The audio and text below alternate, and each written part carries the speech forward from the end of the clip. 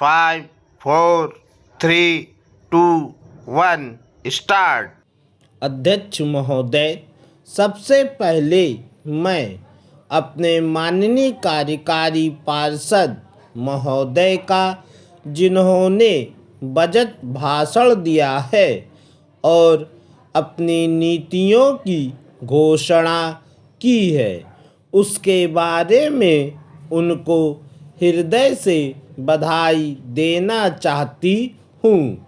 मैं यह नहीं कहती कि कोई क्रांतिकारी परिवर्तन लाना चाहता है यह बजट, लेकिन मैं यह भी देखती हूँ कि यह बजट जो है धीरे धीरे गति से समाजवाद की ओर बढ़ता जा रहा है। अपनी नीति से यह भूतकाल और वर्तमान दोनों को एक कड़ी में मिलाकर हमें उज्जवल भविष्य की ओर ले जाता है।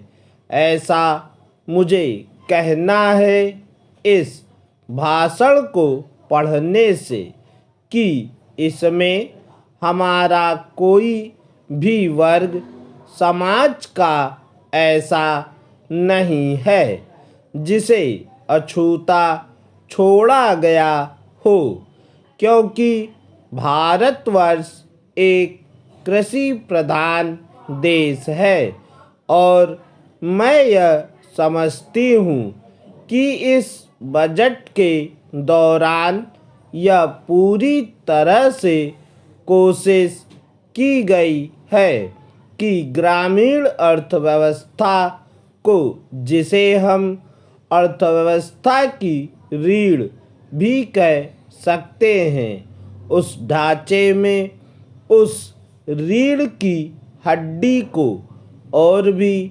सशक्त बनाने का पूरी तरह से प्रयत्न किया गया है।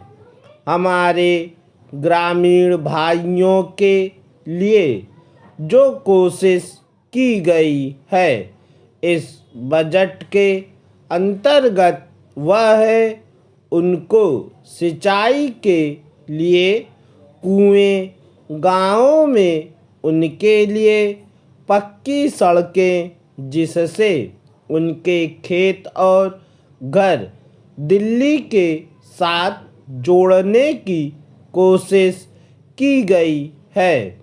जितनी भी इसमें व्यवस्था की गई है उसे ग्रामीण भाइयों को बड़ी भारी सहायता मिलेगी। उसके अतिरिक्त ग्रामोद्योग के द्वारा जो रोजगारी का प्रबंध किया गया है, उससे भी ग्रामीण अर्थव्यवस्था को एक बहुत बड़ी सहायता मिलेगी। मैं इनका ध्यान इस ओर दिलाना चाहती हूँ कि जहाँ तक शिक्षा का संबंध है, इस बजट में कोई विशेष प्रावधान नहीं किया गया है।